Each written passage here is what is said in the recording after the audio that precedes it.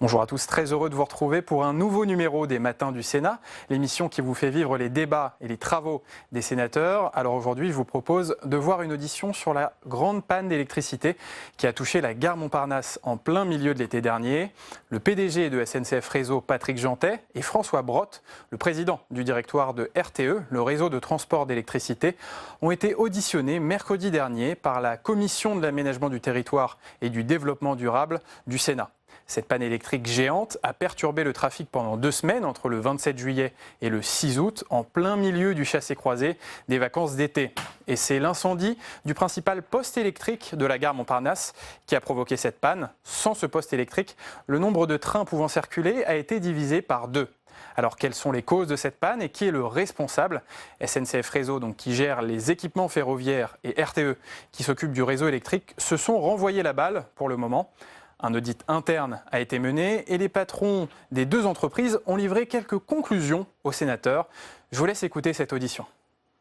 Nous avons souhaité vous auditionner, messieurs les présidents, pour faire la lumière sur ce qui s'est passé le 27 juillet, sur cette incroyable paralysie de la gare Montparnasse survenue en plein week-end de chassé-croisé entre les juilletistes et les haussiens, et qui a pénalisé des dizaines de milliers de voyageurs, qui a duré une dizaine de jours et qui aurait coûté une dizaine de millions à SNCF.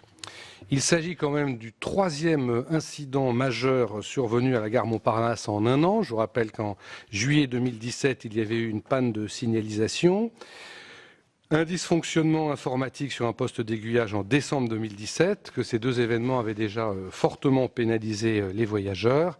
Et malheureusement, jamais 203 avec l'incident qui nous réunit aujourd'hui.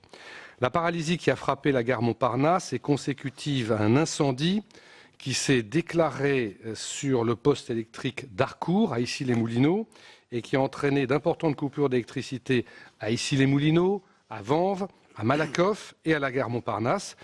Cet incident a également eu des répercussions sur l'atelier de maintenance des TGV Atlantique qui a occasionné l'indisponibilité de nombreuses rails. C'est donc l'incendie d'un seul poste électrique qui a totalement privé la gare Montparnasse du courant à très haute tension dont elle a besoin pour faire circuler les trains, révélant ainsi l'extrême fragilité de l'alimentation électrique du réseau ferroviaire. Le travail des équipes de RTE a permis de réalimenter la gare en 3 jours.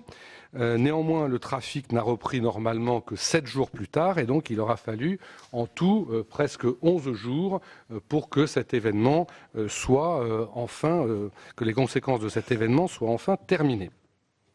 Alors depuis, SNCF Réseau et RTE se renvoient la balle. C'est bien que je sois entre vous deux, comme ça évitera que vous en veniez aux mains, messieurs. Car depuis quelques semaines, vous vous renvoyez la balle pour savoir qui est responsable de cette situation. SNCF considère que RTE n'a pas prévu de système de substitution efficace en cas de panne et soulever le fait qu'alors que la gare est alimentée par 3 circuits indépendants, RTE aurait branché ces 3 circuits à une seule installation, le poste d'Harcourt. Le DG de SNCF constate d'ailleurs ou indique plutôt que le contrat prévoit que la gare doit être raccordée à 3 sous-stations. RTE répond à cela que les alimentations électriques supplémentaires devaient être demandées par le client. J'espère que nous en saurons un petit peu plus à l'issue de cette audition. Toujours est-il, en attendant, que 2 enquêtes sont actuellement en cours. Une enquête interne qui a été demandée par RTE, mais on ne sait pas très bien, peut-être que vous nous le direz, Monsieur le Président, quand est-ce qu'on aura les résultats de cette enquête. Et une enquête ministérielle qui devrait venir, elle, fin octobre. Et déjà, la ministre des Transports a souligné dans un communiqué, je cite, « une manifeste fragilité dans l'alimentation de substitution de la gare Montparnasse » par RTE, semblant par là même souligner la responsabilité importante de RTE dans cette affaire. Nous souhaiterions donc que dans un exposé liminaire le plus bref possible, alors à vos demandes insistantes, j'ai accepté que l'on aille jusqu'à 10 minutes, mais pas davantage, car je souhaite qu'il y ait ensuite un échange avec mes collègues sénateurs. Donc en 10 minutes maximum, vous reveniez sur la chronologie précise des événements, et ensuite que nous abordions un certain nombre de questions que nous pourrions séquencer en 3 axes. Les causes de ces dysfonctionnements, la gestion de la crise et les conséquences de celle-ci. Donc, sans plus attendre, je vous donne tout de suite la parole, Monsieur Brottes, pour 10 minutes. Merci, Monsieur le Président, Mesdames, Messieurs les sénateurs, cher Patrick Jeantet, avec lequel je n'ai personnellement jamais eu de mots ni tordus ni décalés. Je le dis parce que vous aviez l'air de dire que nos relations sont très bonnes. Pas parler de tordu ni de décalé. Vous avez dit autre chose, pardon de ne pas reprendre exactement vos termes. Mais là n'est pas le propos. Je voudrais d'abord, si vous me le permettez, dire que je comprends bien sûr le désarroi et la colère de ceux qui ont subi les conséquences de cette avarie exceptionnelle. Et une fois de plus, je leur présente au nom de RTE nos excuses en premier chef à SNCF Réseau, puisque là, pour le coup, le fait générateur, eh bien, chez RTE, ça n'a jamais été contesté. Qui est RTE? Deux mots, si vous voulez bien que je le rappelle.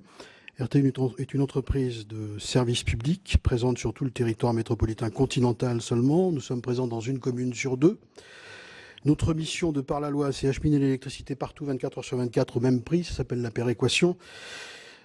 Avec pour mission légale absolue d'assurer à tout instant qu'il n'y ait pas de blackout. C'est-à-dire que le flux entrant et le flux sortant des électrons sur le réseau soient identiques pour que le réseau soit équilibré. Pour réaliser sa mission, RTE exploite, maintient, développe le réseau haute et très haute tension en France métropolitaine continentale.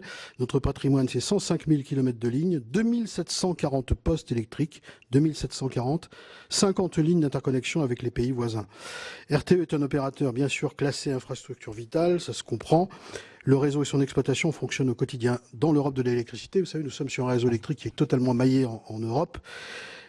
RTE est une entreprise neutre et indépendante, quelle que soit la composition de son capital. Et c'est pourquoi les investissements de RTE sont strictement encadrés et contrôlés par le régulateur, qui s'appelle la Commission de régulation de l'énergie.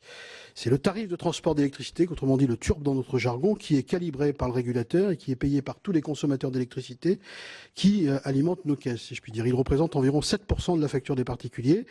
C'est ce tarif qui fixe le niveau d'investissement de RTE, soit environ 1,5 milliard par an. Ces revenus permettent à RTE de réaliser des investissements pour maintenir l'alimentation électrique, même en cas de perte d'une ligne ou d'un élément de poste électrique, un disjoncteur, un transformateur, en tout point du territoire. Mais cela ne couvre pas la perte d'un poste complet, situation dont effectivement nous parlons. Dans ce cas, c'est le choix et à la charge du client, et les références de prix que nous avons dans ce domaine sont entre 12 et 75 millions, un poste délocalisé supplémentaire. Donc c'est vrai que ce n'est pas une paille, je vais y revenir. Si vous n'entendez pas parler de RTE tous les matins, on s'en plaint pas, c'est que notre performance en matière de continuité d'alimentation est bonne. Le temps de coupure équivalent pour la France continentale métropolitaine qui est fixé par notre régulateur doit être de 2 minutes et 48 secondes par an. C'est un calcul moyen. En 2017, ce temps de coupure a été de 1 minute et 27 secondes. Concernant les industriels dont fait partie SNCF Réseau, nous avons 548 clients raccordés, 54 produisent, centrales nucléaires, grands parcs solaires, grands parcs photovoltaïques, 33 distributeurs, Enedis notamment, 15 entreprises ferroviaires, les trains et les métros, 296 consommateurs industriels parmi tous les électro-intensifs, bien évidemment. Seulement 10% de ces consommateurs industriels ont un poste indépendant de leur alimentation principale pour assurer leur alimentation de secours. Et pour les sous-stations de la SNCF Réseau, ce chiffre est d'environ 50%. C'est donc significatif. Le cas particulier du ferroviaire, SNCF Réseau est le premier consommateur industriel d'électricité en France, avec 515 points de raccordement. SNCF Réseau est un co-exploitant, en effet il développe, maintient et exploite son propre réseau électrique. En particulier, le réseau ferroviaire est dimensionné en s'appuyant sur des sous-stations encadrantes, c'est le terme, le long des voies ferrées.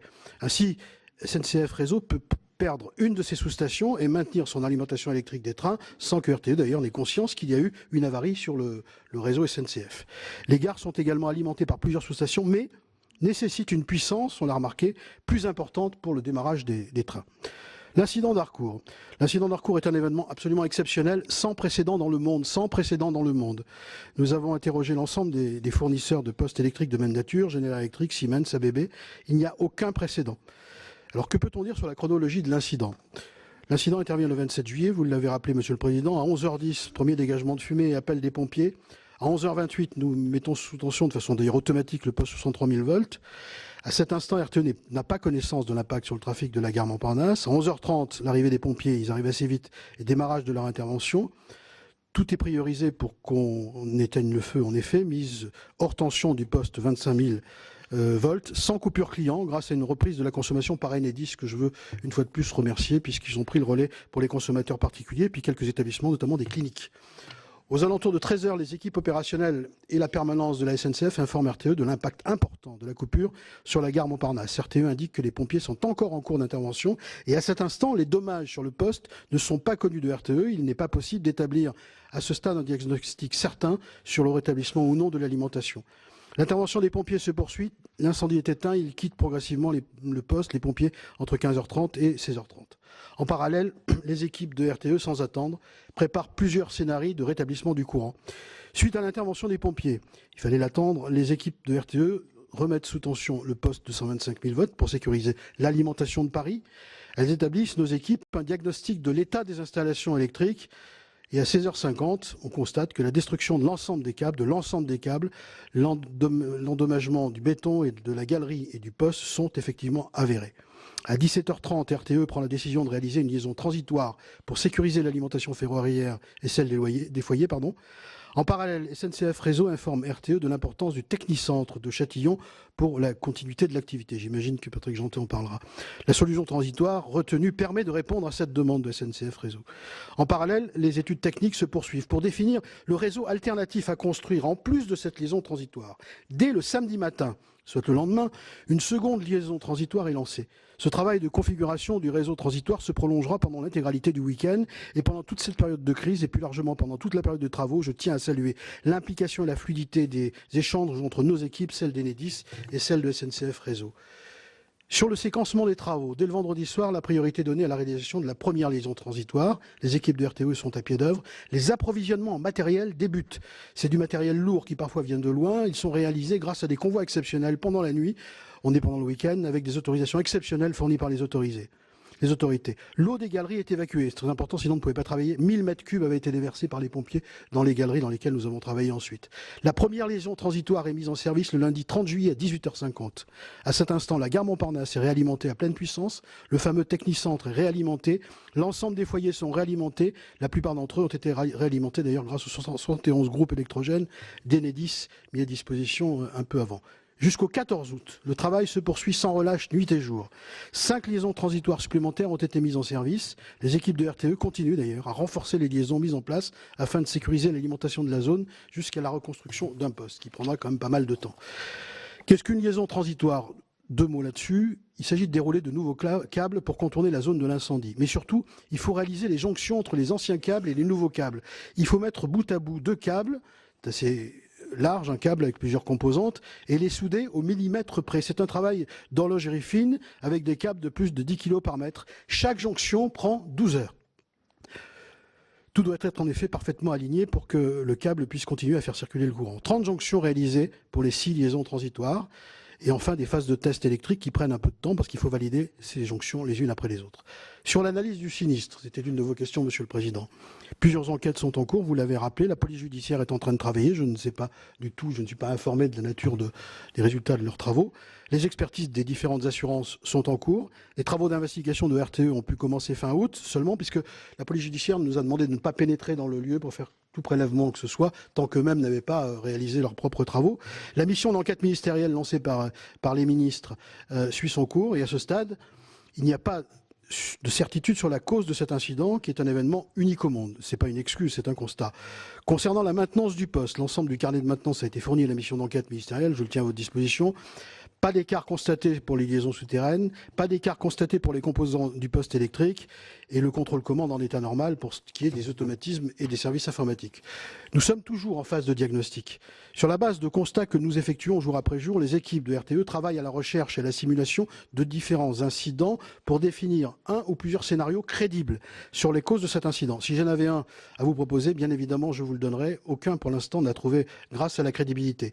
Alors, je sais que c'est frustrant, mais il en est ainsi à ce stade. Nous ne savons pas donner une cause précise à l'origine de ce sinistre. Sur la base de ces travaux, RTE proposera des solutions permettant de limiter le risque d'incendie dans les postes aériens, parce que nous n'avons pas le même dispositif dans les postes aériens comme celui-ci ou dans les postes qui sont dans un bâtiment. Donc mesures de détection, mesures de protection incendie, mesures de compartimentation des galeries ou approvisionnement en matériel à proximité pour réparer plus rapidement. Autant de mesures qui peuvent exister, notamment dans les postes électriques bâtiments. Ces résultats de ces travaux, ces dispositions, seront donnés à la disposition de la mission d'enquête pour que nous puissions prendre des engagements d'ici la fin de l'année là-dessus. Ce type de programme, d'ailleurs, avait été mis en place et discuté avec le régulateur suite aux tempêtes de 99. Souvenez-vous, ces tempêtes qui avaient mis à mal toute une partie des réseaux de transport et distribution. Et nous avions eu l'accord sur 15 ans pour faire un plan d'investissement de 2,3 milliards pour renforcer nos pylônes. Depuis, d'ailleurs, quand le vent souffle très fort, nos pylônes tiennent le coup. J'en termine, Monsieur le Président.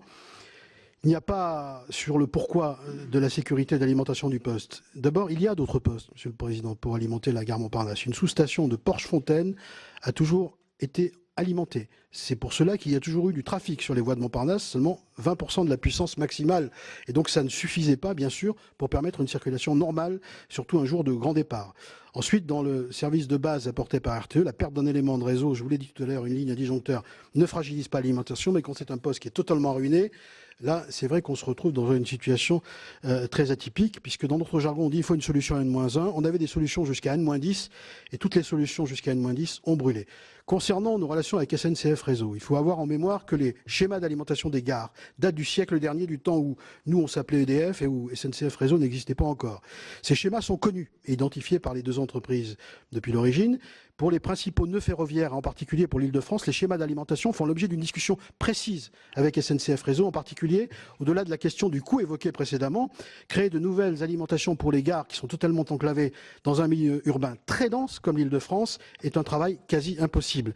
La mise en place d'un nouveau poste électrique n'est donc pas forcément la bonne solution. C'est pour cela que nous étudions aussi d'autres solutions et nous allons démarrer avec SNCF Réseau une étude commune sur les gares parisiennes et les métropoles permettant de faire un état des lieux global des alimentations électriques, de leurs points de fragilité éventuelle et de leur criticité pour chacun des gestionnaires d'infrastructures.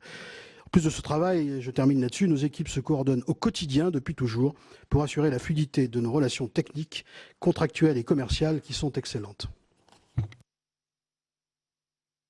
Bon, merci beaucoup. Je donne tout de suite la parole à Monsieur Jeantet. Merci beaucoup.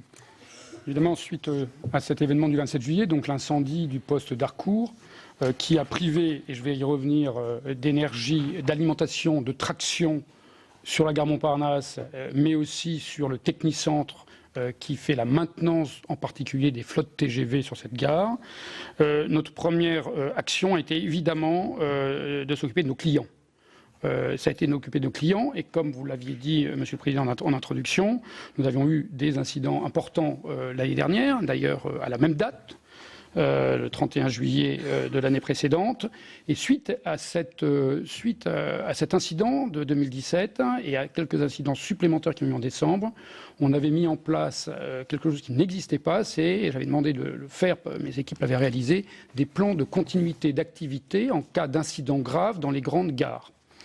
Et c'est ce que nous avons mis en place dès le 27 juillet, dès que, vers 14 h, on a été mis au courant du gravissime incident de cet incendie.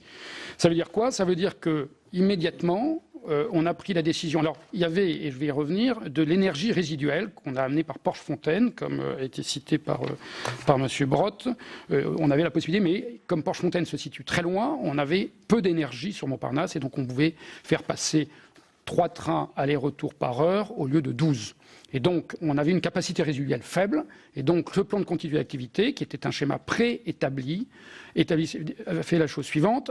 Tous les trains TGV en direction de la Bretagne partaient de Montparnasse. Tous les trains TGV à destination du Grand Sud-Ouest de Bordeaux, on va dire, et de ce qu'il y a derrière, partaient de Austerlitz. Et on a mis ça dans l'heure qui suivait. Ce qui fait qu'on a pu très rapidement diriger les bons passagers, les bons voyageurs sur les bonnes gares, ce qui était une amélioration très nette par rapport à l'année précédente. La deuxième chose qui était une amélioration importante, c'était l'information voyageur.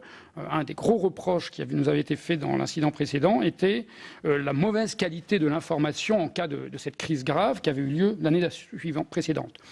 Là, tous les voyageurs qui avaient laissé leurs coordonnées, ce qui est la majorité sur les TGV, ont été joints par SMS le jour même et dans les jours qui ont suivi, et j'y reviendrai. Donc, action majeure, ce qui nous a permis le jour même, c'est-à-dire le vendredi 27 juillet, de faire passer 80% des TGV qui étaient prévus. Donc 20% ont été annulés, 80% ont été réalisés, certes avec du retard, puisque le temps de mettre en place le plan, le retard était de l'ordre de 3 heures, 4 heures, mais 80% sont partis, et ça, c'était une amélioration très nette donc dans la gestion d'incidents, et notre focus numéro 1 était évidemment le service, certes dégradé, mais pour tous nos clients. On a évidemment distribué de l'eau minérale à tous les gens qui étaient notamment sur la gare Montparnasse, et on a pris tout un tas de mesures pour accompagner ces clients-là.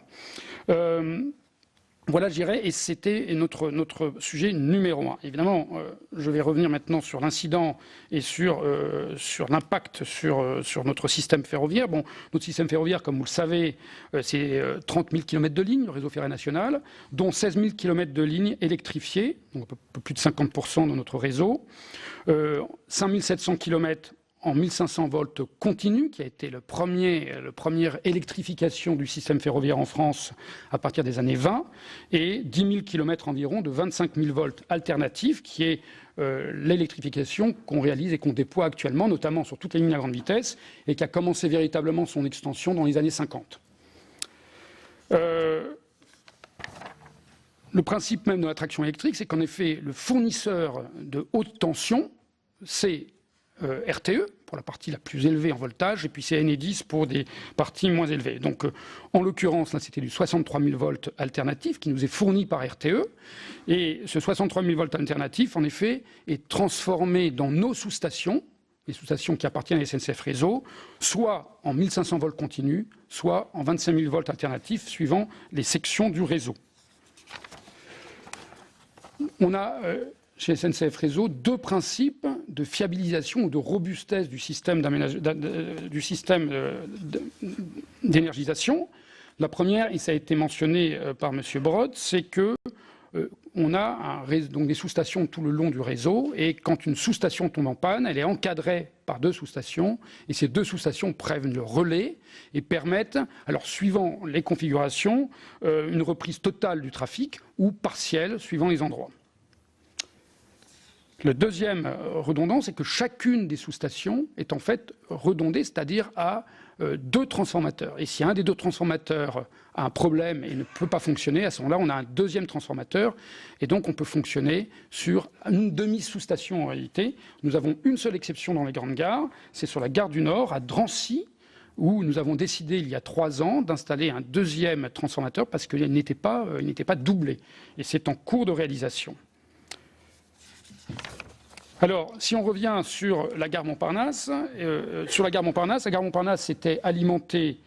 Nous avons 2 sous-stations SNCF Réseau, une qui s'appelle Ouest Ceinture et une qui s'appelle Des Suisses, qui alimentent à la fois la traction électrique de la gare Montparnasse et le technicentre. La sous-station Ouest Ceinture est alimentée par le poste d'Harcourt, dont on parle, et la sous-station des Suisses est alimentée par Vanves. Et c'est ce que nous avons, ce schéma électrique, nous l'avons dans notre contrat, nous avons un contrat avec RTE, qui s'appelle un contrat carte, et c'est le schéma que nous avons, qui est l'engagement, qui est le descriptif de l'installation électrique et de l'interface entre RTE et nous. Point important, nous avons donc du 1500 volts sur la ligne classique, c'est-à-dire Montparnasse est en 1500 volts continu. La ligne classique est en 1500 volts, puisque tout le sud-ouest était en 1500 volts. Et puis on a au kilomètre 6 une section nouvelle, qui est la section LGV, qui, elle, est alimentée à partir de ce moment-là en 25 000 volts. La partie qui est en effet touchée, qui a été touchée, c'était la partie en 1500 volts.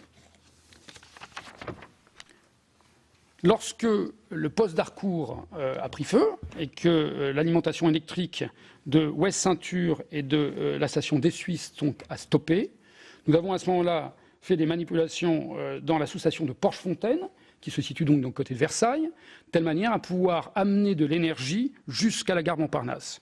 Ça nous a permis non pas d'amener 1500 volts, mais 1100 volts, et c'est cette raison qui fait qu'on avait moins de capacité dans la gare elle-même, puisqu'avec 1100 volts, la puissance n'était pas suffisante pour pouvoir fonctionner plus que 6 trains par heure, donc 3 allers-retours par heure.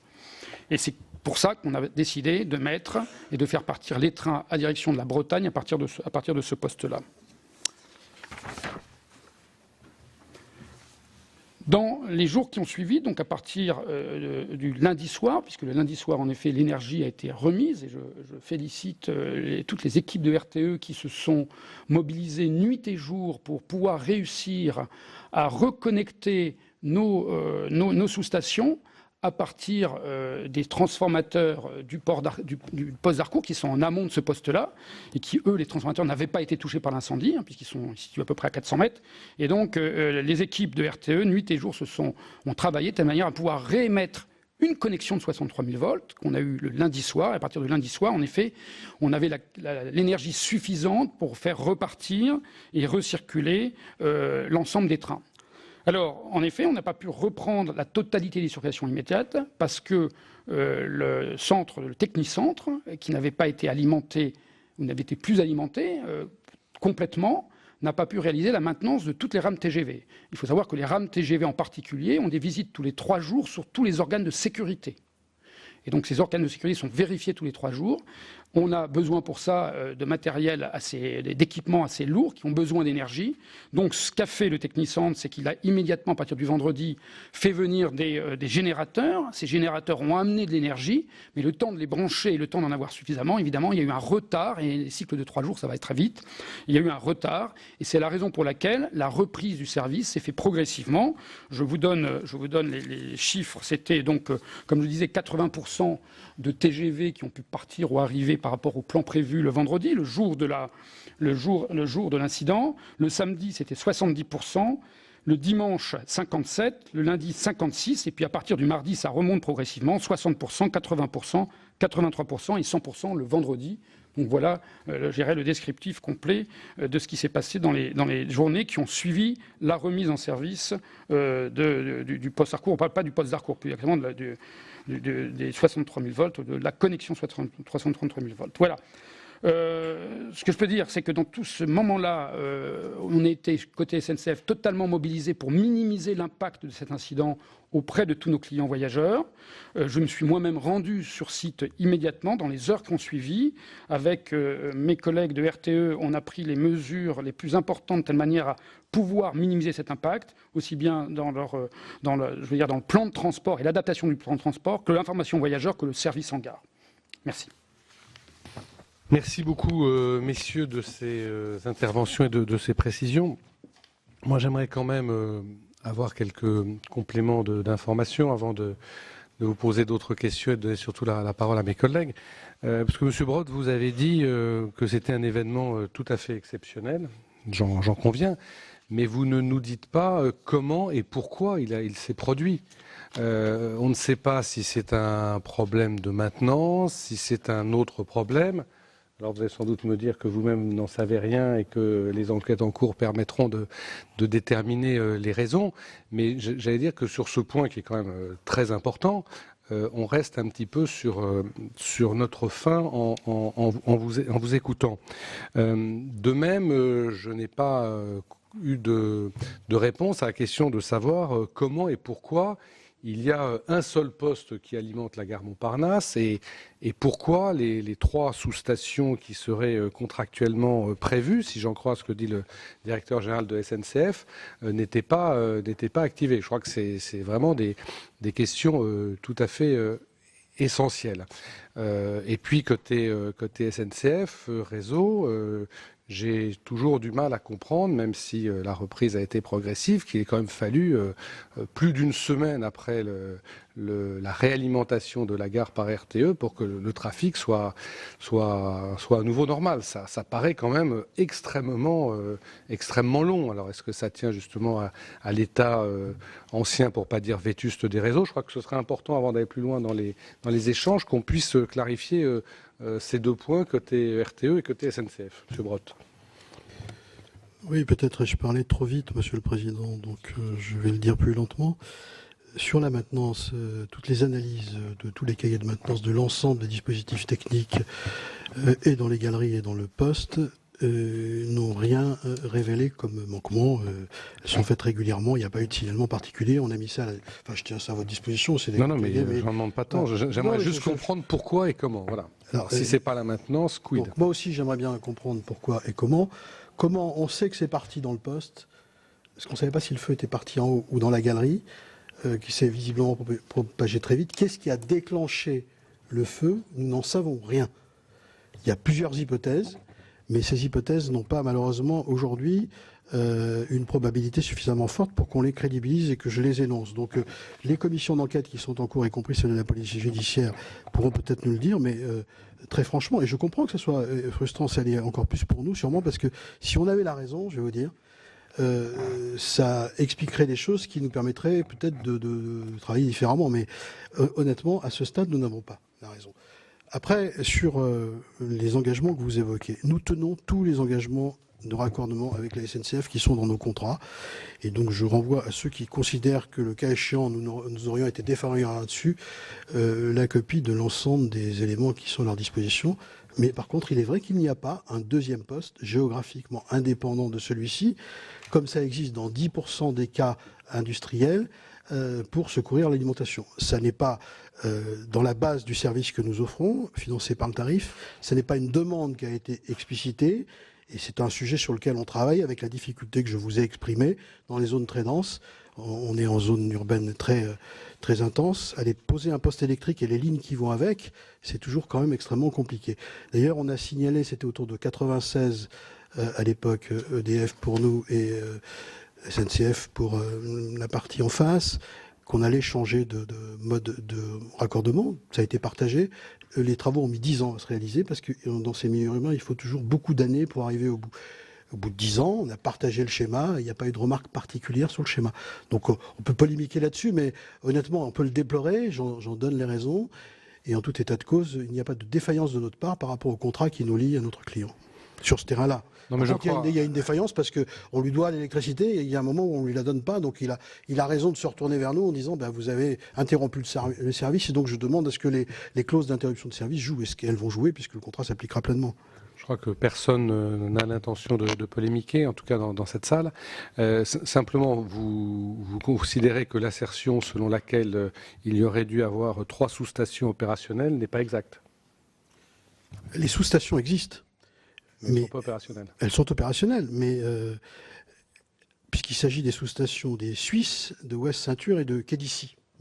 Voilà, donc elles existent et elles ont rempli leur mission pour ce qui était les missions qu'elles pouvaient remplir. Mais c'est pas parce que vous avez 3 sous-stations comme ça que vous avez, quand tout un poste brûle et qu'il est central là-dedans, la réponse à tous les problèmes qui sont posés.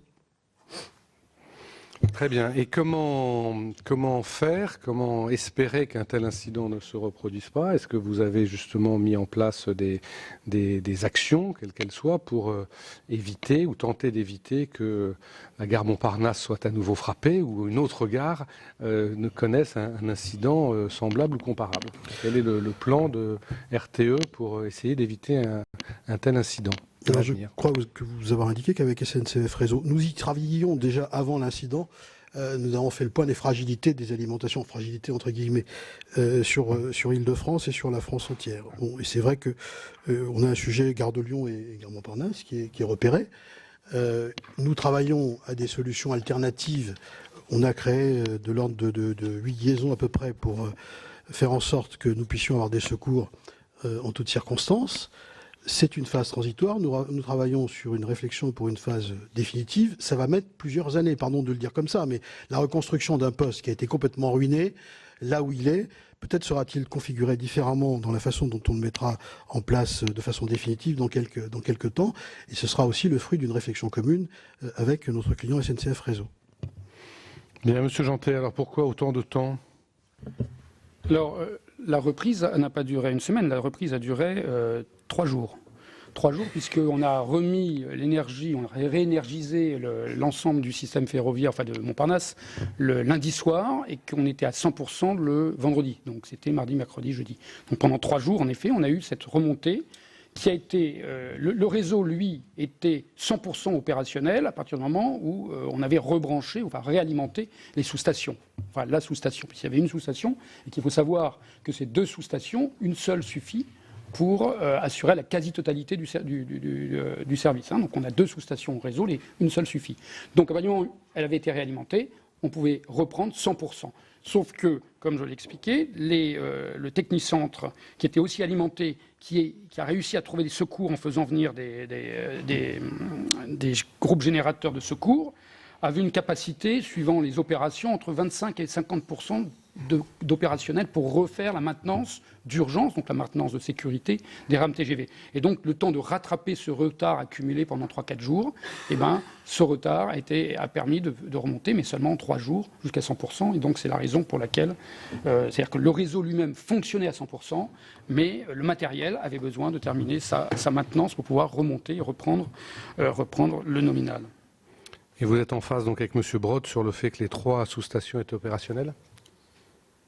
Oui, alors, les équipes ont travaillé complètement main dans la main et vraiment je suis moi extrêmement satisfait de la coopération qu'il y a entre les équipes de RTE et de SNCF Réseau sur ce sujet-là. Aujourd'hui, il y a eu donc les 3 alimentations ont été remises, certes. En chantant le poste d'Harcourt qui brûlait, donc dans des conditions difficiles pour RTE, j'imagine.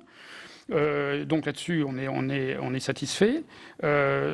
Si on regarde l'ensemble des gares parisiennes, en effet, on a des fragilités aussi sur la gare de Lyon, c'est très clair. Ceci dit, je tiens à noter que, et c'est d'ailleurs dit par M. Brodt, un incident comme ça, c'est-à-dire qui amène côté RTE le fait qu'on n'ait plus d'énergie du tout sur une grande gare parisienne, ne s'est jamais passé.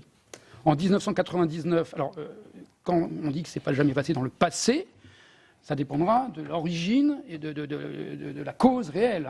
Est-ce que la cause ne fera peut-être pas réviser cela? Mais force est de constater que ça ne s'est jamais passé. Et donc ça, c'est un point tout de même à considérer. Et la deuxième chose qu'il faut prendre en compte tout de même, c'est que on est sur des gares ici qui sont des gares en cul-de-sac. Et donc une gare en cul-de-sac, à l'inverse d'une ligne traversante, si vous prenez les lignes RER par exemple, les lignes RER traversent et donc elles sont naturellement, physiquement connectées à plusieurs postes RTE puisqu'elles sont traversantes. Ce qui est évidemment pas le cas d'une gare qui est en cul-de-sac, qui dépend en général, qui est sous l'emprise, je dirais, d'un poste. Il faut savoir que ces postes primaires de RTE sont des postes qui alimentent des zones extrêmement importantes, et donc qui sont des postes très hauts dans la hiérarchie, je dirais, de la tension et de l'énergie. Donc dernière question avant de donner la parole à mes collègues. Vous ne considérez pas que RTE a failli? Je ne considère pas du tout que RTE a failli. RTE a eu un incident. J'espère qu'ils trouveront la cause de cet incident parce que c'est extrêmement important de connaître la cause. Ça permet, et c'est vrai pour nous quand on a des incidents, d'en tirer les leçons pour essayer de prendre des mesures pour minimiser ou pour supprimer, quand on peut, les incidents ultérieurs. Mais je pense qu'en tout cas, avec RTE, on a travaillé au mieux pour essayer de satisfaire le plus rapidement nos clients. Enfin, limiter leur insatisfaction plus rapidement.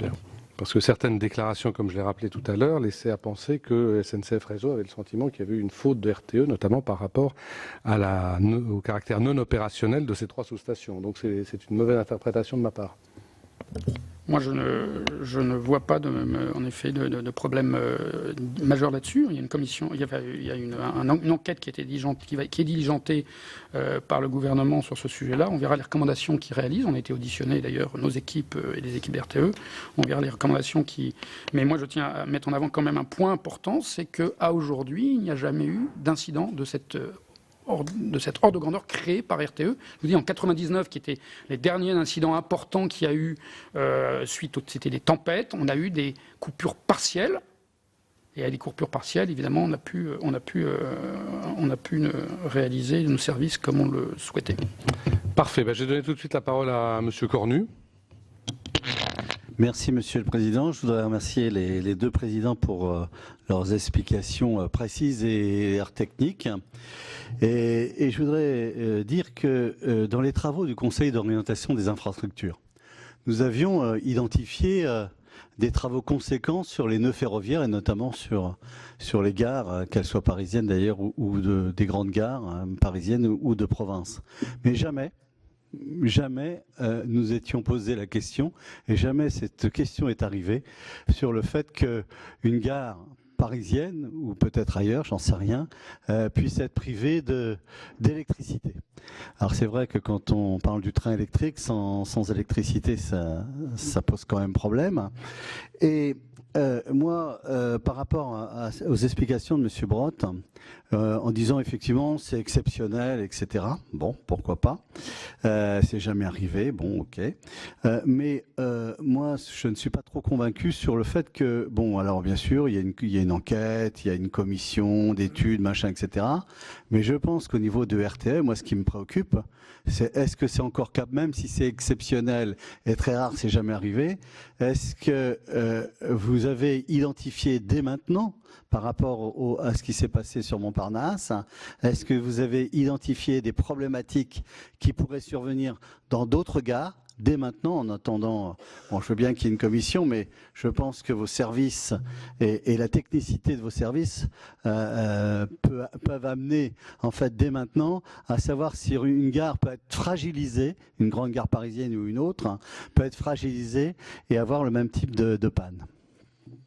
Je vais donner la parole à Fabienne Keller, qui est rapporteure spéciale sur les crédits du ferroviaire. Donc, comme ça, vous aurez les questions des deux rapporteurs auxquelles vous pourrez répondre avant que je donne la parole à nos autres collègues. Merci beaucoup, Monsieur le Président. Merci, chers collègues, de m'accueillir dans la Commission de l'aménagement du territoire et du développement durable. Mes questions iront dans le sens de celles qui viennent d'être posées à la fois par vous, Monsieur le Président, et par Gérard Cornu. Monsieur le Président Brotte, vous avez rappelé que dans votre mission, au début de votre exposé, il y avait le maintien de l'alimentation électrique. Nous sommes clairement dans un cas où vous n'avez pas pu assurer cette mission. Vous ne nous avez rien dit sur les hypothèses retenues. Et comme Gérard vient de le dire, voilà, on a une inquiétude sur une réplique. Hein. Nous connaissons bien les lois des séries et il nous semble normal que la représentation nationale soit informée des 2, 3, 4 hypothèses que vous étudiez. Voilà, ce serait... Enfin, j'imagine qu'il y a quand même certaines d'entre elles qui mériteraient d'être portées à notre connaissance. Vous l'avez dit, c'est un accident exceptionnel, donc j'imagine que depuis 7 semaines qu'il y a eu l'accident, vous avez mis beaucoup de moyens techniques, beaucoup de compétences, beaucoup d'expérience pour comprendre quelles sont les hypothèses principales qui pourraient être à l'origine de ce terrible incendie. Deuxième question, là c'est vraiment la même que Gérard. Vous avez dit qu'il y avait plusieurs points sensibles. Je crois que c'est monsieur... Vous avez dit dans une intervention à l'instant que c'était en particulier la gare de Lyon. Est-ce que vous pouvez nous lister les 2, 3 points sensibles sur le territoire? Et j'ai envie de dire, les mesures que vous prenez dès maintenant pour essayer de réduire le risque. On sait bien qu'on ne peut pas le mettre à zéro, mais ce risque nouveau, il est tellement nouveau donc qu'il n'est pas du tout apparu dans... l'analyse des investissements prioritaires pour les infrastructures et on comprend tous que peut-être il faudra ajouter ce point. J'ai beaucoup aimé l'expression de Gérard Cornu, un train électrique sans électricité, c'est quand même embêtant. Plus sérieusement, nous sommes nombreux à avoir une expérience. C'est vrai qu'en général, on met au moins 2 alimentations, 2 sous-stations. Nous sommes très inquiets de voir la dépendance à un seul outil. Je vous remercie. Monsieur Brotte, pour répondre au rapporteur, au pluriel. Beaucoup de questions complémentaires. Bon. Quand je dis c'est jamais arrivé dans le monde, c'est un constat, encore une fois, je ne cherche pas à en faire une excuse. Il se trouve que de temps en temps, il faut mesurer l'exceptionnel. Ça n'excuse rien et ça nécessite qu'on mette les bouchées doubles pour comprendre et pour trouver. Oui, nos équipes travaillent dessus depuis que la police judiciaire nous a autorisés à rentrer dans la galerie puisque nous avons été empêchés de le faire jusqu'à la fin du mois d'août. Et donc, l'enquête se poursuivant, c'est une difficulté pour nous de ne pas pouvoir aller faire les prélèvements, nos propres hypothèses de travail. Ça fait partie des règles dont on ne peut s'abstraire. Évidemment, nous avons une série d'hypothèses qui reposent sur un enchaînement d'événements dont nous considérons aujourd'hui, nous en faisons l'analyse, qu'ils sont assez improbables. Par exemple, il y a eu le constat d'un arc électrique. Cet arc électrique, est-ce qu'il date de l'incendie, est-ce qu'il était là avant? On ne sait rien. En tout cas, cet arc électrique, il peut avoir déclenché quelque chose, mais il n'est pas un endroit où, si il avait eu lieu, il aurait pu faire enflammer un câble qui d'ailleurs ne s'enflamme pas. Vous voyez, je donne ces exemples-là. Il y a une liste comme ça d'éléments sur lesquels nous travaillons en effet, parce que ces interrogations, par exemple, est-ce que les câbles étaient surexploités? Non, ils étaient à 30% de la charge qu'ils peuvent accuser. On était en pleine canicule, donc c'est pas un sujet, si vous voulez. C'est vrai que ça aurait été pratique de se dire, tiens, ils ont saturé les câbles, parce que comme c'était la canicule, il fallait... Enfin, voilà. Non, il n'y a pas eu de problème de température de cet ordre-là. Je peux vous décliner toute une série d'éléments qui me font, à ce stade, avec les experts qui m'entourent, éliminer un certain nombre d'hypothèses. Il y a eu un acte de maintenance sur le câble qui est un peu plus loin. Parce qu'une pelle mécanique, je crois que c'est une pelle mécanique ou un tractopelle qui l'avait croisé. Ça arrive parfois que nos infrastructures, dans le cadre de travaux publics en proximité, soient touchées. Bon, il y a eu une réparation qui a été effectuée avec un test sur le câble. On ne considère pas que ça puisse être à l'origine du déclenchement de l'incendie. Bon, mais on le travaille quand même. On ne néglige aucune hypothèse, si vous voulez. Elles sont une série comme ça sur la table. On essaye de voir celles qui sont crédibles, celles qui ne le sont pas, à la fois sur le plan de la physique, sur le plan de la géométrie des lieux. Est-ce qu'il y a de la redondance, de la correspondance? Mais à ce stade, et c'est vrai que malheureusement on n'a peut-être pas eu encore assez de temps pour le faire, je ne suis pas en capacité de dire on retient plus ça que ça. Et on a regardé aussi s'il y avait pu y avoir de la malveillance. À ce stade, on élimine toute possibilité d'avoir une intrusion quelconque dans le site qui est très sécurisé. Bon, mais est-ce que je vais vous dire, je suis sûr que ça n'est pas ça. Je suis de la même façon que je ne suis pas sûr que l'arc qu'on a vu date du moment de l'incendie, je ne peux pas vous l'assurer, mais en même temps, rien ne dit aujourd'hui que cette thèse puisse être retenue. Voilà, je vous en donne quelques exemples. Moi, c'est bien volontiers que je peux publiquement comme ça donner une série d'hypothèses, à condition qu'on les considère que comme des hypothèses qui aujourd'hui ne sont pas des points auxquels on peut se raccrocher de façon suffisamment sérieuse pour pouvoir en faire un élément qui m'amènerait à conforter la curiosité légitime parfaitement qui est la vôtre. Moi, je comprends qu'on nous demande des comptes, mais encore faut-il qu'on puisse donner des comptes qui soient exacts et justes. Bon, sur les gares, on fait ce travail avec SNCF Réseau depuis quelques temps.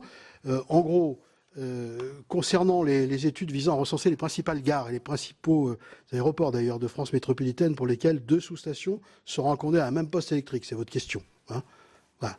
Bon, donc j'y réponds. Gare Montparnasse, la gare de Lyon à Paris, la gare de Lyon-Perrache, la gare de Lyon-Pardieu et la gare de Rennes. Mais ces 3 dernières gares ne sont pas les gares terminus. Et donc la possibilité offerte par les stations encadrantes sur les voies ne nous met pas dans la même situation, ne met pas les trains dans la même situation. Donc les 2 grands sujets de gare concernés par le sujet, c'est effectivement gare de Lyon et gare Montparnasse. Bon, on peut dire qu'il y a un travail sur l'aéroport d'Orly, ce qui n'est pas le cas de l'aéroport de Roissy. Et on travaille avec ADP justement pour avoir à leur demande un dispositif qui soit plus renforcé. Les autres aéroports ne sont pas gérés par le réseau de transport, mais il n'y a pas de problème particulier. Donc il y a assez peu de cas, pour répondre à votre question, qui effectivement, et tant mieux, qui sont concernés par cette situation d'une alimentation principale qui dépend finalement, pour l'essentiel, d'un seul poste. Mais les protections jusqu'à N-10 existaient dans ce poste-là, mais effectivement, la ruine totale d'un poste qui, encore une fois, n'est jamais arrivée, et qui, je l'espère, et je touche du bois, n'arrivera jamais, mais vous avez raison, on n'est jamais... Qui peut l'engager, qui peut engager et promettre cela? Personne. Donc il faut travailler à des modes alternatifs qui ne sont pas forcément, comme je l'ai dit à la fin de mon propos liminaire un peu vite, la création, dans ces cas-là, de 2e poste. Parce que très honnêtement, je crois qu'il faut se dire les choses en face. Et moi, je reçois beaucoup de courriers de parlementaires pour m'expliquer que nos infrastructures ne sont pas les plus belles du monde et qu'un poste électrique, plus il est éloigné des maisons, mieux on se porte. Quant aux pylônes, personne n'en veut. On sait bien qu'installer une installation de ce type, la surface que ça prend, on est sur plusieurs hectares à Harcourt. Hein, et heureusement d'ailleurs. Et heureusement parce que l'espace, dans un endroit où, à Similé-Molineaux, le foncier vaut quelque chose, on a partout de la pression pour dégager du foncier. On tient bon parce qu'on a besoin d'espace et là, on l'a prouvé. Mais c'est pas commode de concilier des attentes sociétales qui ne sont pas toujours urbanistiques, qui ne sont pas toujours en correspondance avec la précaution sur le plan de la sûreté et de la sécurité. Donc, encore une fois, même si demain, M. Jeantet disait, bon, moi, à Banco, je veux un 2e poste pour Montparnasse, j'ai trouvé le financement, je lui dirais, bon, on le met où? Parce que vous voyez, dès que c'est un peu loin, ça ne marche pas. Bon. Donc on a quand même aussi ce sujet-là. Donc il faut travailler le sujet, continuer à voir avec la station de Porchefontaine comment peut-être on peut... Parce que, encore une fois, quand vous avez dit a été privé à 100%, non, c'est pas 100%. Porche-Fontaine apportait quand même si c'est pas beaucoup, la possibilité de fonctionner les 3 trains. Donc on n'était pas, même de la part de SNCF Réseau par rapport à Montparnasse, dans une situation totalement exsangue d'électricité. C'est un peu de la caricature que de dire 100%. Voilà ce que je réponds peut-être un peu en vrac et pas complètement aux questions qui m'ont été posées, mais j'essaye, Monsieur le Président, de le faire avec justesse. Merci, Monsieur Brotte. Monsieur Jeantet, vous voulez ajouter quelque chose, sûrement, j'imagine. Oui, je pense que je veux dire que je reprends. Alors là, investir dans une connexion supplémentaire sur un nouveau poste. Le chiffre a été, enfin la fourchette large a été indiquée par M. Brotte, 12 à 70 millions, quelque chose comme ça. Bon, on est en zone urbaine, ça sera beaucoup plus que ça. Ça sera, enfin beaucoup plus que 10, ça sera plutôt dans la fourchette haute. Aujourd'hui, avec les financements que nous avons chez SNCF Réseau, j'ai des priorités de risque, par exemple sur la signalisation, qui sont de mon point de vue bien au-dessus en investissement. Et comme vous le savez, j'ai réclamé au gouvernement 500 millions d'euros de plus que ce qu'on investit actuellement. J'en ai eu 200 millions de plus, ce qui est déjà un progrès, indéniablement, au vu en tout cas des finances publiques, même si c'est sur les fonds propres de SNCF Réseau. Et aujourd'hui, notre objectif, nous, ça va être évidemment d'investir majoritairement dans cette signalisation qui pose beaucoup de problèmes de retard, ou la caténaire aussi, mais les fils caténaires, là, qui posent beaucoup de retard. J'ai fait faire d'ailleurs aussi, suite à un autre incident que nous avions eu l'année dernière à Saint-Lazare, là aussi d'énergie, d'un transformateur qui avait cessé de fonctionner, un diagnostic de l'ensemble, alors là, du système alimentation énergie à l'intérieur des grandes gares parisiennes, et j'ai pris la décision d'investir 90 millions d'euros sur les 5 ans qui viennent pour remonter la robustesse. Ça pose par exemple une question où on pourrait améliorer là, qui est par exemple l'alimentation du technicentre. On pourrait imaginer de déconnecter les alimentations de technicentre des alimentations de la traction électrique. Ce qui était d'ailleurs un des problèmes sur la gare Saint-Lazare. Puisque la gare Saint-Lazare, c'était en effet des courts-circuits sur la machine à laver des trains sur le technicentre qui avaient coupé toute l'énergie, enfin fait sauter le transformateur et couper l'ensemble de l'énergie sur l'ensemble de la gare. Et donc on a, nous, un plan que j'ai mis en place cette année suite à ce diagnostic. Mais même chose, ce plan, c'est le total, ça va être 180 millions d'euros. On en a la moitié pour l'instant. Parce qu'il faut bien que je donne des priorités par rapport à l'analyse qu'on fait et que mes équipes font sur les incidents, leur occurrence et les conséquences des incidents. Donc on a des priorités. Et je vous le dis franchement, si c'était 30 ou 30 millions d'euros à mettre dans une connexion supplémentaire pour avoir 2 connexions sur la gare Montparnasse, si c'était faisable déjà, et ça a l'air complexe, et c'est certain, et ben c'est pas forcément là qu'il faudrait réfléchir, arbitrer. Voilà, et donc voilà peut-être sur éclairage supplémentaire que je voulais donner. Merci beaucoup. Je donne la parole à Monsieur Chevrollier. Merci, Monsieur le Président. Merci, messieurs les présidents. C'est vrai que les secteurs des transports et de l'énergie sont les secteurs essentiels et stratégiques pour notre pays. Donc, vu ce qui s'est passé le 27 juillet, ça a un impact, bien sûr, pour les usagers français, les clients français, mais aussi un impact à l'international sur ces secteurs clés. Donc, il est particulièrement important de faire toute la lumière et que nous puissions comprendre véritablement ce qui s'est passé. Vous en avez parlé sur la difficulté d'avoir un deuxième poste sur la gare Montparnasse, mais il semble que la RATP, ça a fonctionnait pendant l'incident sur la partie SNCF. Et il semblerait qu'à la RATP, il y ait un transformateur de secours. Est-ce qu'il n'y a pas une possibilité d'avoir des interconnexions et des rapprochements sur ce site pour éviter à l'avenir ce type d'incident? Et autre point, il y a déjà eu, et ça a été dit, un certain nombre d'incidents impactant la SNCF ces derniers mois. Comment vous allez faire pour regagner la confiance avec les clients de cette belle compagnie? Merci. Monsieur Gold. Merci Monsieur le Président, Messieurs les Présidents. Il y a une quinzaine de jours, à Clermont-Ferrand, la ministre Elisabeth Borne a annoncé le déblocage de fonds importants pour le train d'équilibre du territoire. Mais elle est aussi revenue sur les dysfonctionnements et sur les événements survenus à la gare de Montparnasse.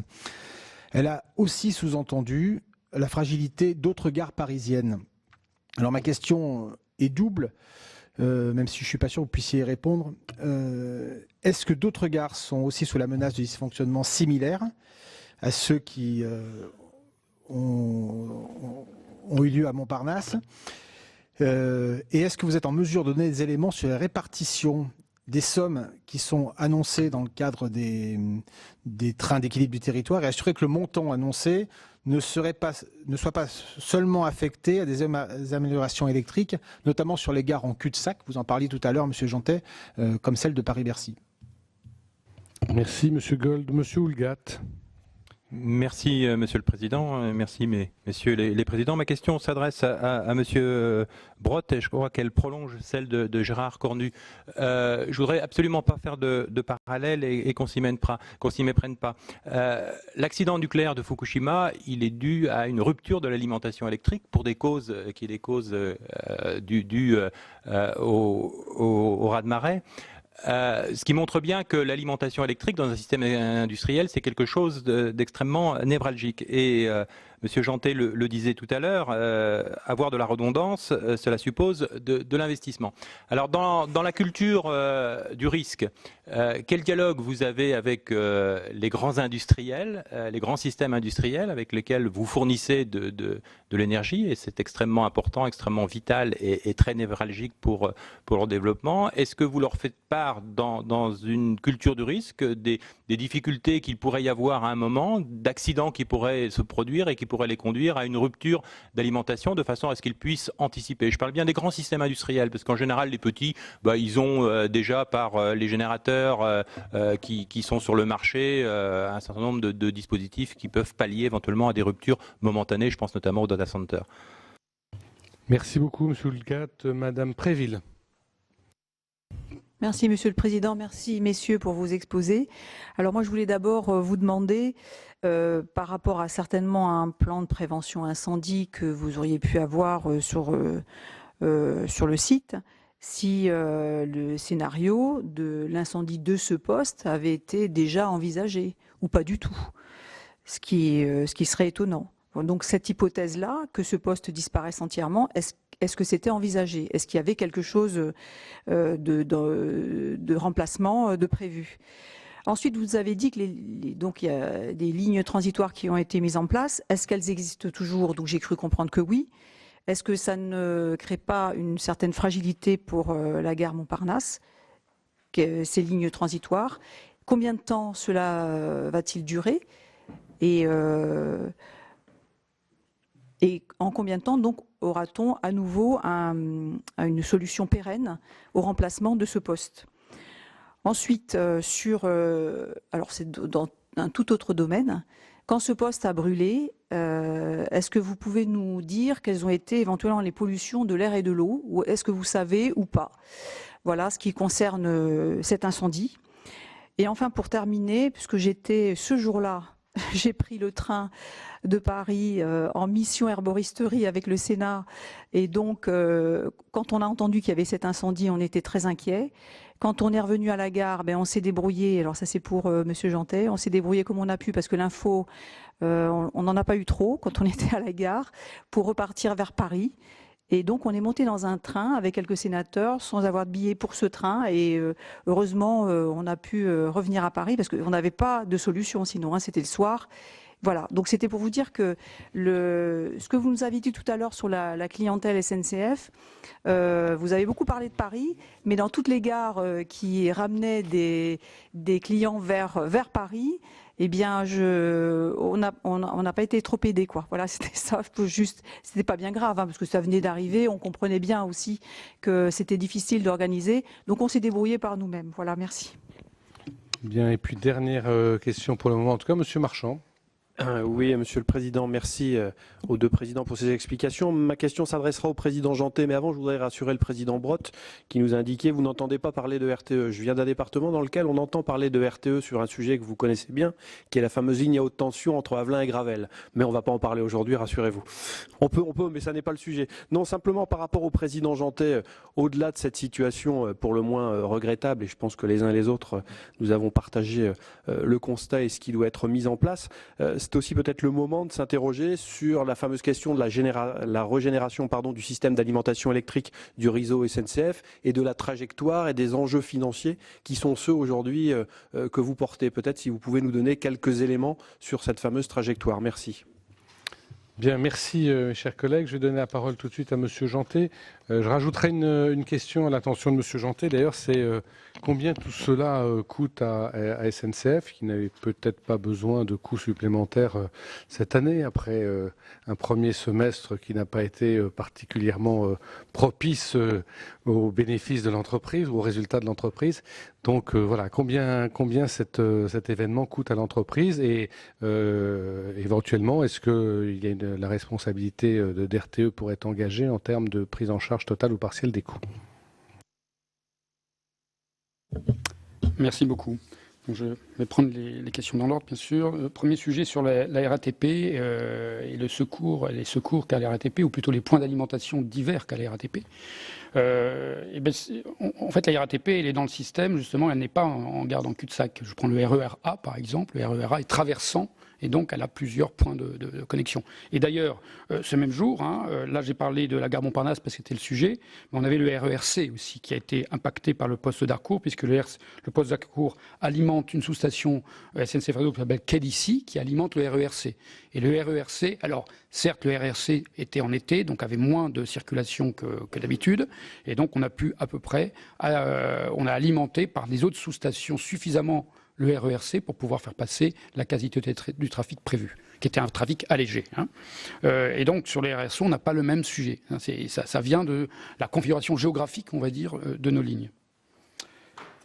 Sur regagner la confiance des clients, c'est évidemment au centre de nos sujets. Je pense que, et je vais y revenir, on l'a dit, globalement sur le réseau ferroviaire français classique, ce qui n'est pas le cas de la LGV, mais classique. Mais les LGV partent du réseau classique quand elles sont dans les grandes gares. On a un retard important de régénération, de renouvellement de ce réseau. On a eu plus 10-15 ans de sous-investissement. Je réponds aussi en même temps un peu à la trajectoire. Dans les années 2000, on investissait entre 2000 et 2010 en gros 1 milliard d'euros par an sur le renouvellement de ce réseau structurant. Je ne parle pas de ce qu'on appelle les petites lignes, même si ce mot est un peu galvaudé. Donc c'est le réseau structurant. 1 milliard d'euros par an entre 2000 et 2010 en moyenne. Les Allemands, c'était à 3 milliards. Les Anglais étaient au-dessus. Les Anglais, c'est un réseau qui est à peu près la moitié du nôtre. Donc on était très au-dessous, même s'il faut faire attention aux comparaisons, très au-dessous de ce qu'il fallait. Depuis 3-4 ans, on a remonté, puisque cette année, on va investir 2,8 milliards, 2,7 milliards exactement, sur ce réseau structurant. Et ce qu'on a discuté et négocié avec le gouvernement pendant la réforme, ça a été justement de monter progressivement jusqu'à 3,2 milliards en 2022, et puis là de continuer. Le gouvernement nous a demandé, évidemment, de faire des efforts de productivité, c'est-à-dire 3,2 milliards dans les conditions actuelles d'aujourd'hui. Évidemment, en 2022, on doit faire 3,2 milliards en volume, mais pour plutôt 3 milliards. Mais c'est l'accord qui va être transcrit dans notre contrat de performance qui va être finalisé dans les mois qui viennent avec l'État, puisqu'il y aura un nouveau contrat de performance pour SNCF Réseau. Donc oui, excusez-moi, la confiance des clients, pour revenir sur la confiance des clients, donc des incidents, il y en aura. Je ne peux pas vous dire qu'il n'y aura plus d'incidents. Il y aura des incidents. Tout système industriel a des incidents. On va essayer. Notre objectif, c'est à travers ça, évidemment, de minimiser le nombre d'incidents. Et puis, deuxième chose, surtout, c'est de mieux traiter les incidents, c'est-à-dire les conséquences des incidents. Et ce que je peux constater, c'était vrai sur le TGV, peut-être pas sur le Transilien, je vais y revenir. Sur le TGV, cette fois-ci, on a été beaucoup plus rapide. Je vous rappelle, le 31 juillet 2017, on avait eu la même configuration, pas pour la même cause, à savoir le poste de Vanves qui télécommande la totalité des aiguillages de l'avant-garde de Vanves, qui fait que la gare Montparnasse ne peut plus recevoir et recevoir ou faire partir des trains. Et donc, bloqué. On avait décidé de partir de la gare d'Austerlitz. Alors là, c'était 0% sur la gare Montparnasse. Sauf que on avait fait ça, on avait imaginé le plan le dimanche matin. Donc le temps de refaire le graphicage, c'est-à-dire le plan de transport de tous les trains, et c'est des centaines de trains qui est sur une gare comme Montparnasse, et ben ça avait pris beaucoup de temps, et puis il y avait eu des erreurs parce qu'on avait fait à la dernière minute. Cette fois-ci, on avait un plan préparé. Alors là, c'était pas 0%, c'était 20 à 30% de capacité sur le TGV. On avait un plan préparé, on a pu le mettre en œuvre tout de suite. Et je dirais, 3 heures après l'incident, les premiers TGV repartaient d'Austerlitz et de Montparnasse. Et ça, c'est la première chose. Et la deuxième chose, c'est l'information voyageur.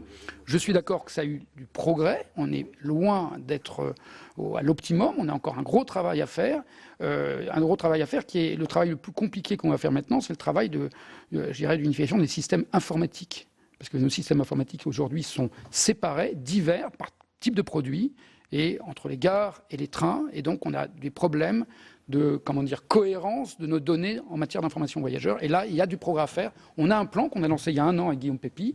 Et évidemment, il faut le développer, mais ça ne se déploie pas en quelques mois parce que le système SNCF, notre système ferroviaire, c'est 15 000 trains par jour. Hein, donc après là, le système allemand, c'est le plus gros système ferroviaire européen et un des plus gros du monde. Et donc, c'est quelque chose de complexe. Mais ce qu'on peut dire, c'est qu'on s'est nettement amélioré, même si on n'est pas à l'idéal, bien évidemment. Sur le sujet des Transiliens, évidemment, on était dans ce grand week-end et c'est très clair qu'on s'est focalisé principalement sur la transhumance, je dirais, c'est-à-dire beaucoup sur les TGV.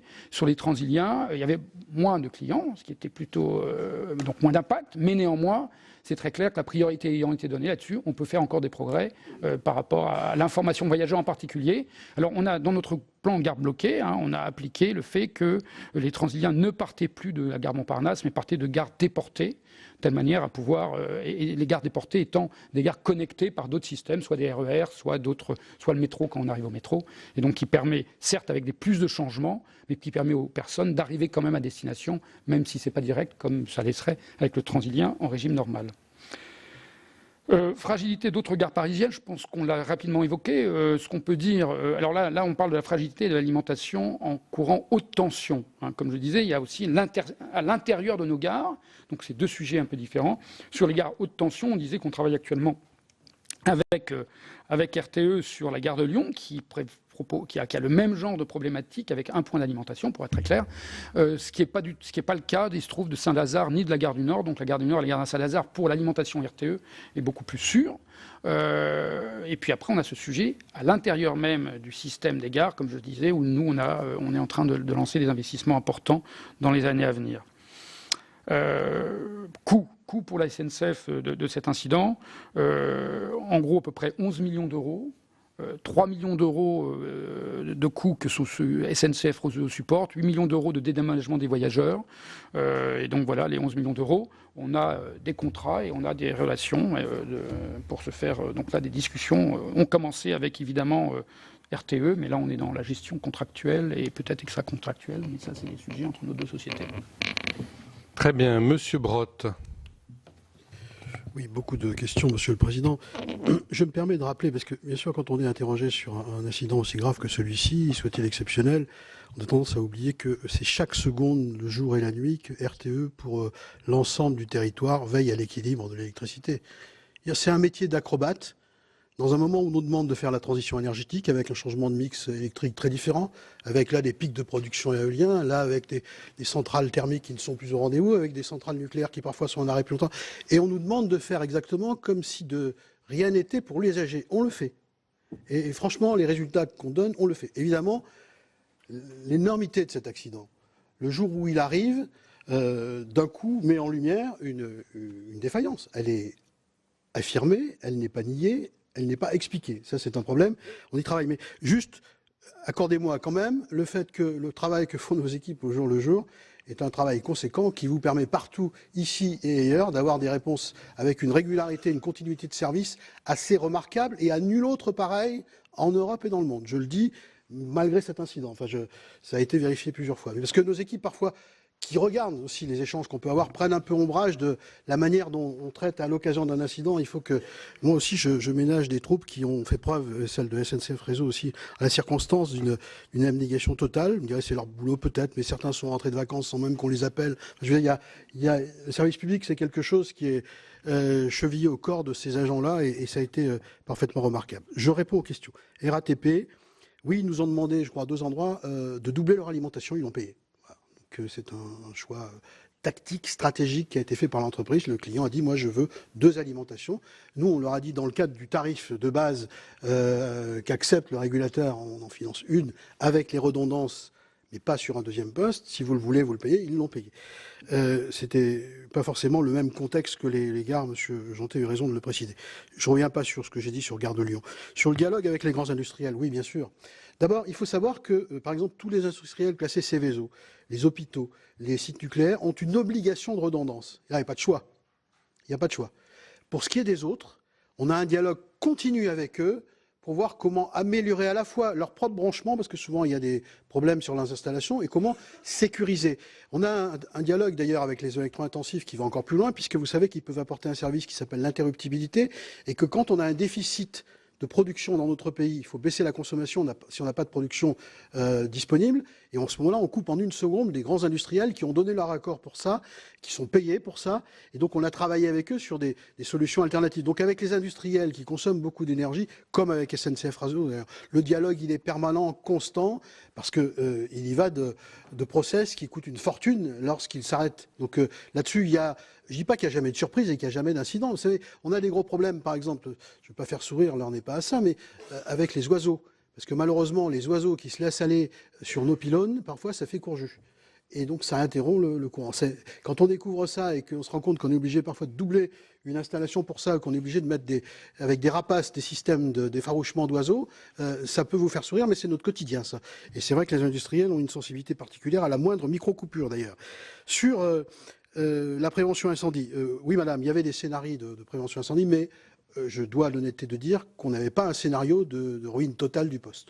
Bon, on a des scénarios de perte de transformateurs, de perte de sectionneurs, c'est-à-dire que des scénarios partiels, ces scénarios existent.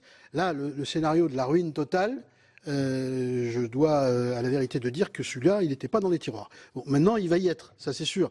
Mais encore faut-il qu'on arrive à attraper les raisons, mais même si on ne les attrape pas, il faut que, notamment, je vous l'ai dit tout à l'heure, mais je l'ai dit un peu vite, dans les postes aériens, outre les alertes un peu différentes qu'on va mettre, on va cloisonner le site pour que quand le feu prend quelque part, il n'aille pas ailleurs. D'ailleurs, on le voit bien dans ce poste-là, le poste 225 000, qui est à quelques dizaines de mètres du poste 63 000, lui, il n'a pas été atteint du tout par les flammes.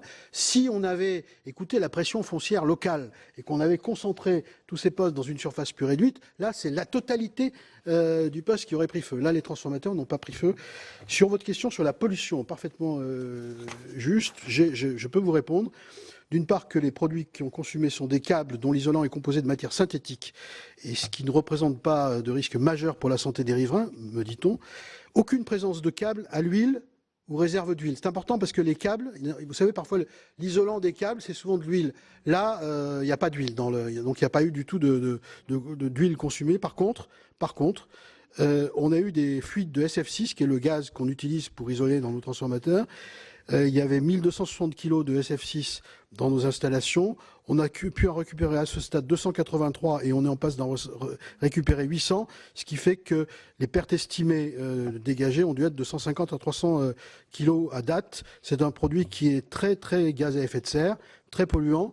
Semble-t-il pas dangereux pour l'être humain immédiatement, mais qui est dangereux pour la couche d'ozone. Donc ça, c'est ce que je peux vous aider. Alors, je vous vois sourire sur le fait que des produits consumés dont l'isolant est accompagné de matières synthétiques ne sont pas dangereux.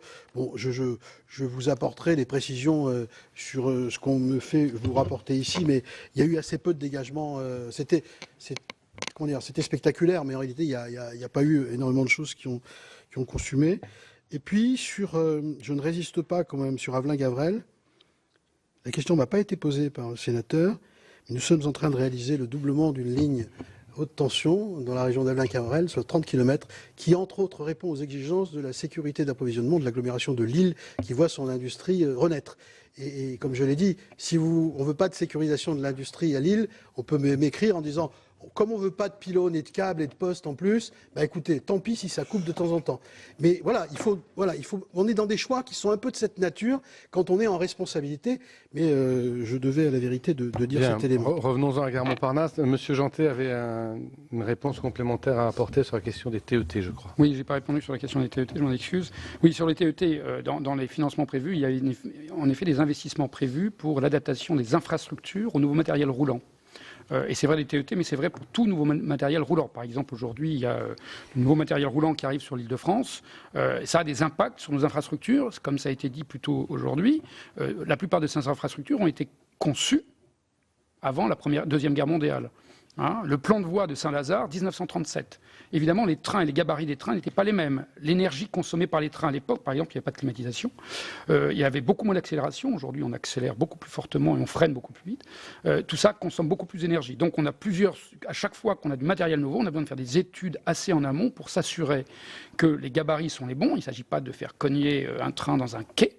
où il ne s'agit pas de faire cogner 2 trains ensemble quand ils rentrent en gare.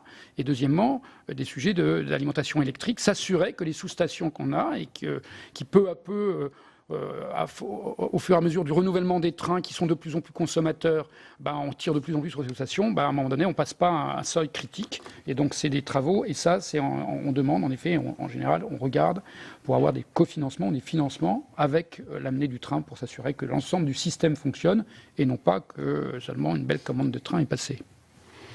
Monsieur Mandelli, je crois, avait un regret de ne pas avoir posé de questions. Donc oui, je n'avais pas prévu à l'origine, Monsieur le Président. Donc je lui donne la parole. Je n'avais pas forcément prévu à l'origine, mais compte tenu des échanges qui ont eu lieu, je pense que, voilà, Monsieur le Président, nous avions bien saisi évidemment la nature exceptionnelle et la gravité de cet incident, ce qui d'ailleurs se traduit par votre présence cet après-midi avec nous ou devant nous. Moi, je voudrais vous apporter un témoignage d'usager.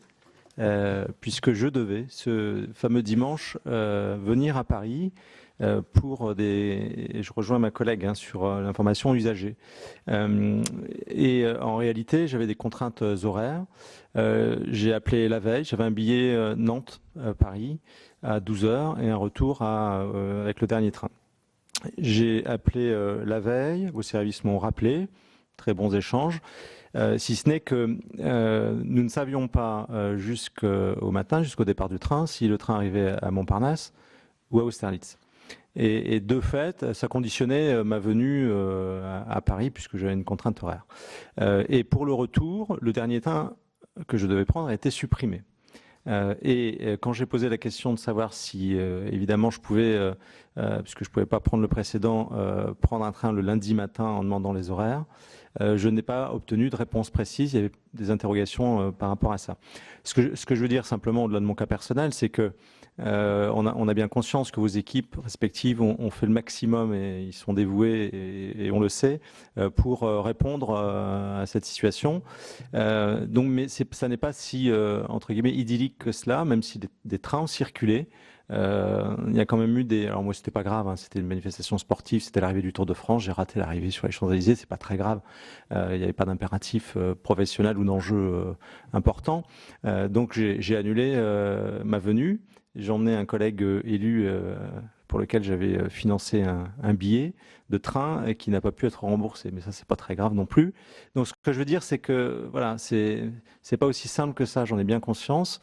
Mais peut-être que là encore, avec l'expérience, les informations pourraient circuler entre guillemets plus facilement pour éviter que des gens se retrouvent sur les quais sans savoir à quelle gare ils vont arriver, à quelle heure, etc. Voilà. C'est un témoignage purement personnel, hein. Je n'avais pas forcément prévu de le faire. Mais... Est-ce que vous avez une réponse à apporter à M. Mandelli? Oui, j'ai une réponse. La réponse, elle est claire. Le témoignage est clair. La réponse, c'est qu'on a encore du chemin pour s'améliorer. Oui, c'est évident. C'est très clair. Hein. Donc là, j'en suis tout à fait d'accord. Donc je dis qu'on a été meilleur, mais je ne dis pas qu'on a été idéal, loin de là. Et en particulier sur l'information voyageur, hein, où je pense. Alors, contre le remboursement, je suis assez étonné parce que ça, c'était une règle générale. On avait dit remboursement. Donc bon. Mais enfin, dont acte, puisque vous le dites, c'est que c'est absolument évident. D'accord. Bien, Monsieur le Président Brotte, est-ce que vous pouvez nous dire quand est-ce que vous serez en mesure de disposer et de nous communiquer les résultats de l'enquête interne? Pardon. L'audit interne doit finir son travail là dans les jours qui viennent.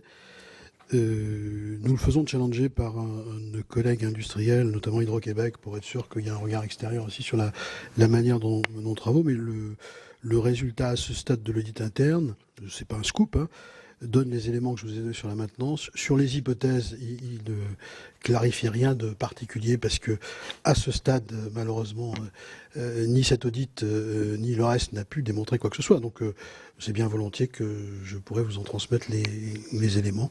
Et la mission d'enquête diligentée par les pouvoirs publics devait remettre une copie, je crois, en novembre, si je ne m'abuse. Quant à la police judiciaire, je ne sais pas à quel moment elle remettra ses investigations. Bien, donc ça veut dire que ça n'est pas du côté de votre audit qu'on peut espérer avoir les causes de ces événements.